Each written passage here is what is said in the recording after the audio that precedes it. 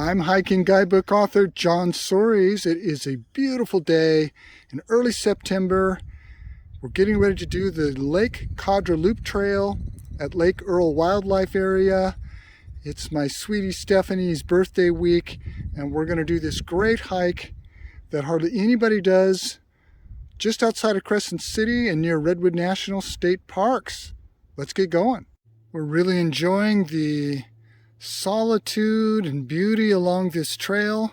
We've just reached the Cadra Point Trail, and we came from the spur trail right here from the parking lot. You can see it looks really sandy. This whole area around Lake Earl is old sand dunes.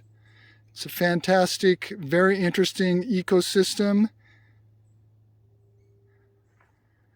And it's a really good place to hike. Not many people come here. They're all off doing the more popular hikes and things to do around Crescent City.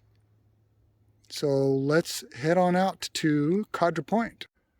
This is typical scenery on the Cadra Point Trail. This really magnificent grand firs and Sitka spruce here. I hiked this trail many times when I lived in Crescent City. Oh, way back in the day when I had 2 golden retrievers. They really loved this spot. We have broken out of the forest and we're now on this really cool sand dune right next to Cadra Point. That's Lake Earl off in the distance, swinging around where those trees are. That's Cadra Point. There's a picnic table there. Good place to rest. There's also blackberries if you come in late summer, early fall. We just ate some. They were absolutely delicious. So there's Lake Earl. It's connected to Lake Tolowa, and together they are the largest coastal lagoon system on the entire west coast. Hosts lots of wildlife here, both aquatic wildlife and of course many birds. Up to 300 bird species have been sighted here. In the far distance you can see Smith River National Recreation Area, Six Rivers National Forest, and parts of Jedediah Smith Redwood State Park. This is definitely one of the highlights of this hike.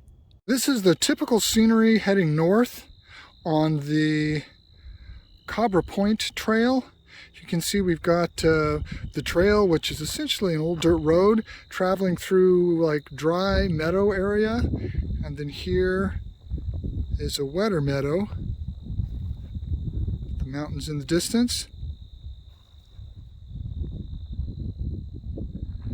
And this is looking back the way we came.